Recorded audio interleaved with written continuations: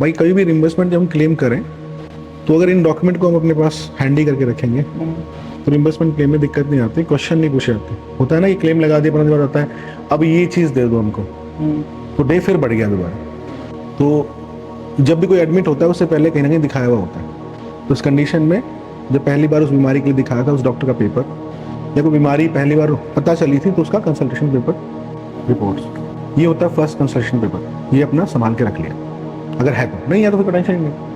आपसे पूछा कोई दिक्कत है, आप कहोगे नहीं। सेकंड, चेक करो कि डिस्चार्ज समरी हो रिम्बर्समेंट लगाने के लिए। अब डिस्चार्ज समरी में ये लिखा रहता है दैट कि समस्या क्या बता रहा था, डॉक्टर को क्या पता चली, ठीक है, उसके हिसाब से डॉक्टर ने क्या इलाज किया, लास्ट में आज तबीयत कैसी है और आगे कैसे रहना है, कौन सी गोली खानी है।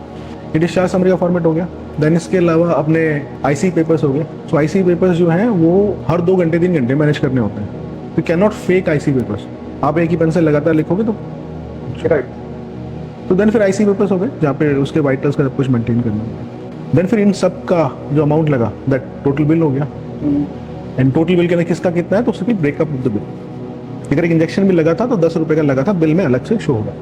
एंड इन द लास्ट आपने उनको पे कर दिया तो पेमेंट रिसिप्ट। ये पेपर हैंडी हो, इनके साथ केवाईसी डॉक्यूमेंट जो टैक्स का बेनिफिट पाता है उस पॉलिसी से, उसका Aadhaar card, PAN card and photo. Patient कोई और है तो उसका आधार कार्ड और पेमेंट कहाँ पे आएगी इसके लिए कैंसिल चाहिए, इसका एक पीडीएफ बना लो।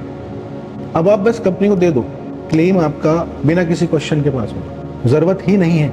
रुक गया तो आप मुझसे कनेक्ट कर लेंगे, फिर बीमारी कुछ और है तो उसके लिए फिर थोड़ी लेवल की सर्विस या सपोर्ट चाहिए, उसे हम मैनेज करते हैं। इसे इस तरीके से कर, ठीक है।